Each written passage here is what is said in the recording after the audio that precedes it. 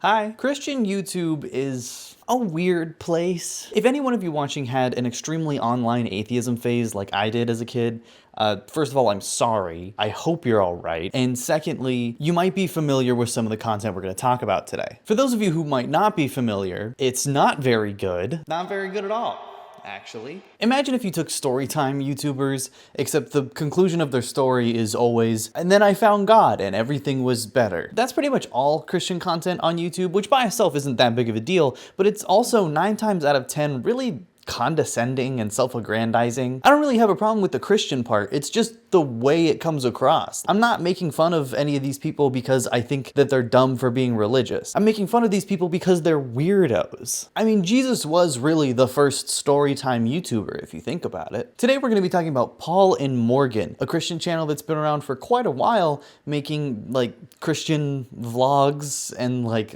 lifestyle videos, I guess. I tried going back to watch some of their earliest content and, oh boy, not what I would call coherent. For as long as I've known them, they've always reminded me of that really annoying youth group couple that thinks they're a better Christian than everyone else because they memorized fucking Proverbs 4-9 or whatever. Paul and Morgan aren't what I would call entertaining or fun to watch. When a man loves a woman.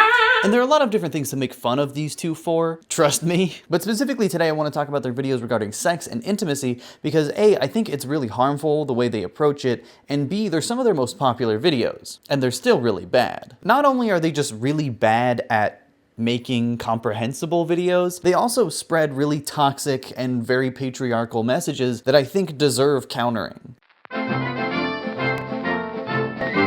Oh, they look ecstatic. It's like when you go to your parents' room as a kid to tell them that you just throwed up. We're talking about sex.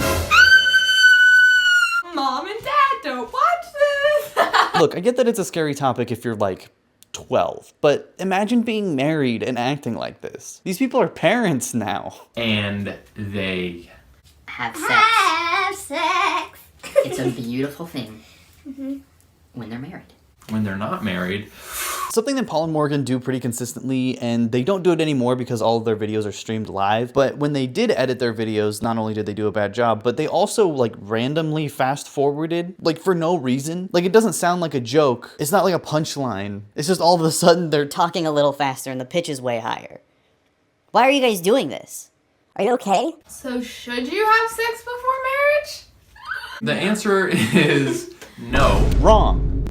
The answer is if you want to. Alright, I know that a lot of you people here are gonna watch this video and be like, yeah, you shouldn't have sex before marriage, obviously. And then, you know what? One day you're probably gonna end up having sex before marriage. Oh shit, dude. It's almost like you can kind of do whatever you want as long as you're being safe and respectful. That's crazy. But this video is to hopefully impact your heart, and hopefully, you know, you don't hear us dumbos talking, you hear the Holy Spirit, you feel the Holy Spirit, you know, getting inside your brain and your heart. Dude, I love this. You see what I mean by like weirdly condescending? You're supposed to feel the Holy Spirit from this video. Actually, guys, if you watch my channel, you're supposed to feel an eldritch Lovecraftian being yearning to burst from your chest and rain horror upon this unspoiled world. Please subscribe. 90. Let's just say 85%. 8.5 out of 10 Christian young people are gonna end up having sex before they get married. Something I just love about conservatives in general is that they don't look shit up ever. Like, what's numbers? They don't even fucking worry about it. You don't need to know facts, just fucking make shit up. Like, guys, there's studies about this. You know, a study? Numbers? Counting? Ever heard of it? Here's the thing, everyone thinks that they should like have experience, and oh, it's so good to have experience. What if the other person's not good at sex? What if it's super awkward? Well, guess what? You're spending the rest of your life with them. You get years and years to like work it out. Yeah, man, just have shitty sex for the rest of your life. It's fine. Of course, you can figure things out with a dedicated partner, especially if you have a long time to do it. But there's also nothing wrong with gaining experience from being with multiple partners. And honestly, it's kind of weird to care. Don't misunderstand us. We're not like pointing the finger at you guys. We are really wanting to put this out there so that your hearts can be protected, so that your marriages, your future marriages can be protected. Okay, but like, Morgan didn't wait until marriage. They've made multiple videos about that. It's bizarre to me that they act like not waiting will damage your future marriage when it didn't for them. It's almost like it's not that big of a deal. You're not just one day you've been dating somebody for a while and suddenly you end up having sex. It's a gradual thing. It's gonna start with prolonged hugging and touching, then it's gonna be kisses, more passionate kisses. Oh man, I really hate hearing him describe this. Prolonged. Please stop. hugging Paul, and touching. stop, please. Oh my god. And I would challenge you guys, as the leaders in the relationship, to be the ones who take the initiative to come up with a plan of how you're not gonna let yourself go there. And I would challenge you ladies to, if your guy has a plan, to respect that plan. Don't push him. Yeah, that's right. Christian men who are raised to be sexually repressed and view women as followers and themselves as leaders in a relationship would never take advantage of that dynamic. Good thing to encourage, guys. Yeah, just trust whatever this weird man wants. If you are feeling like, oh, he doesn't love me because he won't hug me or he won't kiss me, like, go to the Lord and get your comforting from him. Listen, I'm sorry if this is like a spicy take or whatever, but you can't just say shit like that. That's not real. That's not a real solution to anything. It reminds me of when anti-vaxxers would say, well, if I die, well, that's God's plan, brother. That's not a real answer to a very real problem. That's a deflection from the actual issue. Don't get me wrong, if you have had sex before marriage and then you marry someone that you didn't have sex with, like, our God can heal and restore, and he can totally wipe things from your life. Oh, sick. So God can just like erase that. So why wouldn't you just do it then? If God doesn't really care that much. Like, is it an issue or is it not? You can't act like it's some sin and then also be like, well, I did it and it's fine. Like we say all the time in our videos, we want you all to learn how to have hope and be free, and how to live in hope and freedom. Like, those are two things that are just beautiful when you are living fully free in God's grace. What does any of that mean? Have hope and be free, and hopefully and free, and hope and freedom and hope and love and free, and you'll be free with hope, and that doesn't mean anything. Anyway, moving on, this video isn't the worst of what they've talked about by far, but it's a solid introduction into their weird worldview. In this next video I'm about to show you, Paul and Morgan answer questions from users about their sex life, and honestly, it's one of their saddest. But before I get into the actual video, I have to talk about the background. If you ate everything in a TJ Maxx and then threw it up in a house, this is what it would look like. I mean, Paul and Morgan might come out too. I don't know. I'm not a biologist. Does one of you want sex more than the other? How do you deal with that? So, The answer is yes. I think it is yes. It may look different in different seasons. Different seasons? What does that mean? What are you, plants? What the fuck? because of our different desires for sex, we have set up a somewhat of a schedule. We actually heard a pastor say that him and his wife have like a sex schedule. A sex schedule. You know, man, I would love to meet for lunch, but I actually have sex at 2:30 today, so I can't make it this time. Oh man, I gotta clock in for my Thursday 8 p.m. sex. More like cock in, if you get that one. That's for all my sex havers out there. Yeah, press subscribe if you've had sex. He wants sex way more than I do, or she wants sex way less than I do, or way more, whatever it is. Like, Yeah, you know, whatever it is. There's no Freudian slip there. Maybe he wants sex and you're just really not into it, and you're just maybe even really, really not into him. Or maybe you just, you know, on the other hand, you just don't want sex from him ever. Whatever it might be, you know, whatever your situation is. just sit down, and if you have to make a little bit of a schedule, just so you know, like, okay, I can expect Monday, Wednesday, Friday, I'm gonna have sex, and I just need to prepare my mind for that. Prepare your mind for what? Morgan, what is happening to you? Oh my God. You just, you know, sometimes you gotta just get yourself in the right headspace, and sometimes you have to get ready mentally for what's gonna happen to you. Jesus. The next question is about sex outside of marriage or sex when you're engaged, and Morgan says this. And also, you know, you could be engaged to someone, you might not marry them. Sure. Like, engagements fall through, and so you just want to be extra careful. Like, until you are married, you need to be careful with what you are doing with that person. Okay, but marriages fall through all the time too. In fact, even religious marriages only have like a 5% discrepancy between non-religious marriages when it comes to divorce rates. So like, what's the why? So if divorce is totally off the table and you're going to work through your relationship regardless, then what's the point of waiting until marriage to have sex? It's really not that much different, especially from being engaged. I mean, I don't get it, but maybe I'm just not holy enough. I'm a little evil, little devil man. I'm a little evil and a little devil. A little devilish. Please don't call me out, but is it just me or does everyone think about sex a lot? I love the honesty. You're not weird if you find your mind going to, I'm looking forward to sex. But if you are infatuated with it a lot before you're married, you may want to be like, why am I so infatuated with this? Is it because I'm listening to music that feeds those thoughts? Movies, books? Yeah, dude, I'm just always reading so many freaking dang sex books. I can't control myself. I'm always getting horny from reading them sex books about sex. Books about people having sex in them. Sometimes they kiss even. Is it a difficult transition from premarital no sex, no sex, no sex mindset to post-marriage, which is all the sex you want? Well, My answer would be not really. yeah, Paul didn't have a problem transferring from one mindset to the next. He was ready to go. Okay, but Morgan, how did you feel about that? It's weird that you got cut off in the editing. Kind of weird that happened. I feel like a lot of people who have maybe struggled because they were in the mindset of saying no sex, no sex, no sex until marriage, and then they got married and they struggled. It was because a lot of the time their views were sex is bad. That I could before see marriage, that. you can't have sex. I could see even certain churches, even maybe certain parents Yeah, absolutely. creating almost a shaming mindset of it, and that's unfortunate. Yeah, I wonder who could be possibly talking about how bad sex outside of marriage is. Hello? Who's out there doing that? I can't seem to find them anywhere. That doesn't have to be the case, you guys. Like, we can look at sex like it is absolutely a beautiful, wonderful, great experience in the context of marriage. And until marriage, we wait. We wait for it. We say no to our hormones and desires until the time is right. You heard her, guys. We say no until the time is right. Like a vegetable awaiting to be ripened. Like a little pumpkin sitting in the patch. I have to be the perfect size for my husband to have sex with. Was sex what you guys expected it to be?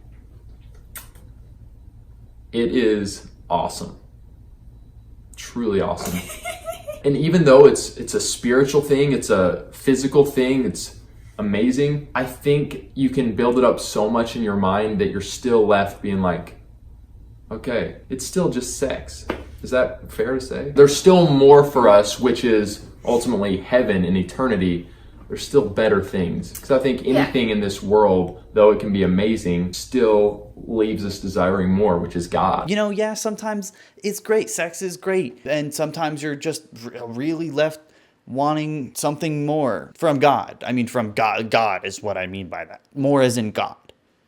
By the way, Morgan does not answer that question. She instead talks about how to manage your expectations, which is very telling. I'm not going to claim to know anything about these people's relationship, but because I can't claim to know anything, all I know is what's being put in front of me. Let me just clarify real quick, you guys. Sex is always good. It's not always going to be like, woo, Good out point. of this world. Sometimes it truly is out of this world, and sometimes it's just good. Hey, Paul, maybe Morgan can talk about how good it is. Maybe we already know that you like having sex. We get it. Maybe Morgan can talk about how much she likes sex. Maybe.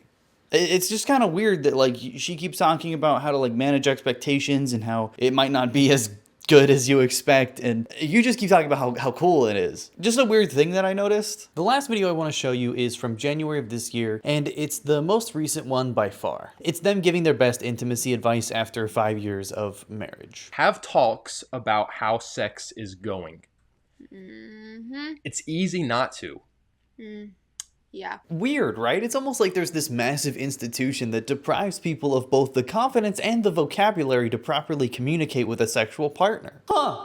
And I wonder if there's any solutions to this problem. Like, I don't know, maybe the more partners you have, the more experience you have with different communication styles and different preferences, different situations, so that if you do want to settle down with somebody, you actually have the ability to talk and communicate with them effectively. What do I know? I'm just right about stuff. Also, sorry, I have to point out, you guys have 5 of the same exact potted plant. Not only is it the same plant 5 times, but you had to put it in the same pot? And it's like not even a good pot. This is a bad pot. It's boring. Why are they all on your counter? Get better decor, please. It's like when you type in console commands in Skyrim and you spawn fucking 50 of the same item over and over again. It's literally what they did, but in real life to their house. If this line of communication is open where you're just like weekly, bi-weekly, it doesn't have to be every day, but like, let's just talk about how our sex life is. Yes, let's have bi-weekly meetings to discuss our sex life. Why can't straight people be normal? And again, this is something that comes from just a lack of understanding and experience with sex. Because the majority of these people go through their entire adult lives ignoring sex and all the nuances that come with it. And they want more people to be like this. And so because their emotional growth has been so stunted by the reluctance to actually embrace their feelings and desires throughout their entire lives, they pull out these little cards that help them talk about sex. And don't get me wrong, tools like this can be really helpful for a lot of people, especially people who aren't as comfortable talking about sex and intimacy, and I think that's totally fine. I'm criticizing them because they actually preach what causes them to be unable to talk about sex. Like, they want people to use these instead of just being normal. If I plan to surprise you with a full body massage, what are the essentials? I get that talking about intimacy can be difficult, kind of regardless of your upbringing, but having an attitude that is so against premarital sex just compounds that issue, which makes an already difficult conversation much worse. But I don't know, maybe these cards can help, maybe they're not so bad. I actually have some dice, that kind of do the same thing. So I have two of the dice here. I'm just gonna give them a roll, and we'll see what they land on. Okay, I got lick, penis, or clitoris. I don't really know what my plan was. So I guess that's also one way to talk about sex with your partner. I have a hard time like telling Paul specifics because like I'm afraid I'm gonna hurt his feelings or be like, no, I don't want that. Not the greatest way of saying that Paul doesn't like to be told no. Morgan, do you need help, or What would you like me to wear more often? In public or in private? Be specific. I love that because it's opening up that conversation so it's not awkward if I were to come to you and say, which this happened early in our marriage, hey, can you maybe not wear this as much or wear this more? okay, that's weird. The more I watch of these two, the more uncomfortable I am, and the less I like them both, but definitely Paul. What did he not want her to wear in public? Like when you think that he knows, he doesn't. So communicate. I don't know how much I like this Paul guy. Christians, or not Christians, but we'll talk specifically to Christians who ignore or kind of say like, well, really, I would question your genuine faith walk if you are having sex before marriage. Paul, you can't just say shit like that and then turn around and be like, oh man, why are so many Christians ashamed of talking about sex? Ooh, I just don't get it. You're causing it. You're literally shaming and questioning someone's faith because they aren't as weird as you. I was doing this like book study / just kind of hang out with with one couple and then me, and then this older lady was leading it, and she I think was like 78, and she was like talking about how just specifically talking to the ladies, and she was like, ladies, I just want to encourage you that if you have a headache or you're just too tired to have sex anyways with your husband. Yo, what the fuck? Fuck that old lady. What? Remember, girls, don't deprive your husband of what belongs to him. Always appease him.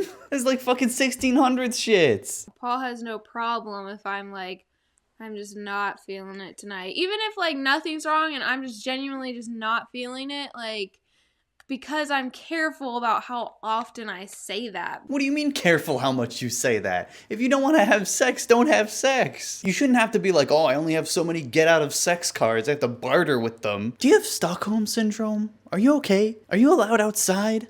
Study how to be better at different aspects of lovemaking.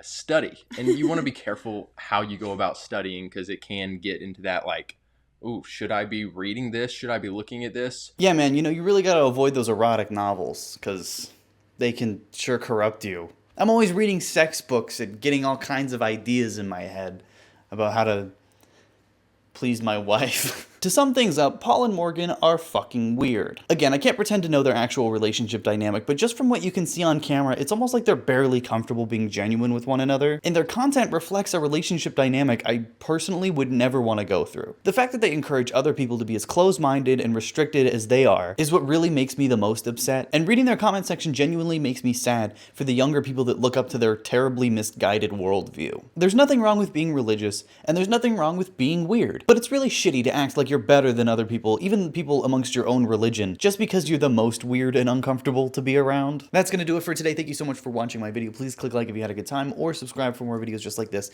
every week. We're almost at 10,000 followers on Twitter, so if you're curious about what I do in my daily life, if you want pictures of my dog, you can follow me on Twitter at PethanOnline. And next time, I'm gonna write a book. A sex book. Bye! Thank you so much to all my incredible supporters over on Patreon. Your support means the world to me. If you'd like to join the Patreon, it's just $5 a month, and you get a video thumbnail the day before it comes out, as well as your name at the end of the video, just like this.